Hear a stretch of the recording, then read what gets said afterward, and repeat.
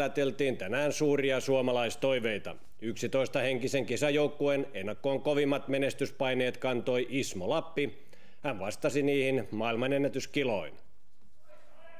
Jyväskylän Ismo Lappi aloitti sarjan jalkakyykyllä rautatangossa 250 kiloa.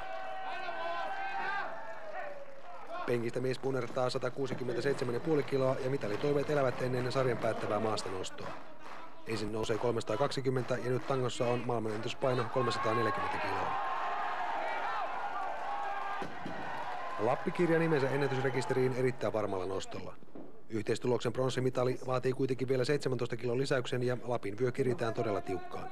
Harjoituksessa Lappi on valmentajan mukaan nostanut yli 350 kilon painoja, mutta kisatilanteessa kokeilu on maailman ensimmäinen. Kolmannen ja samalla viimeisen yrityksen on pakko onnistua, mikäli mies mielii mitalille. Viime hetkellä ote lipsahtaa ja ensimmäinen mitali jää uransa päättävälle haaveiksi.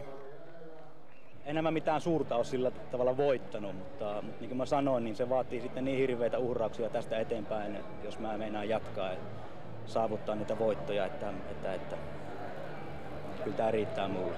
Maailman ennätys kruunaa uran.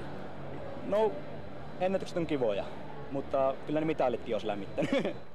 Kaikkia voimanostokisoissa on yli 200 nostajaa. Kuusinkertainen maailmanmestari Kazakstanin Aleksei Sivokon on tällä kaudella tehnyt 67,5 kilon sarjassa yhteistuloksen 850 kiloa. Tänäänkin syntyy huimasarja, jalkakyykky 310, maastaveto 302,5 ja penkistä nousee 210 kiloa. Tarasenko tuloksella 927,5 kiloa. Sulmanin yhteistulos oli 830 kiloa ja sarja oli siis alle 90 kiloiset. Liippalakkipäinen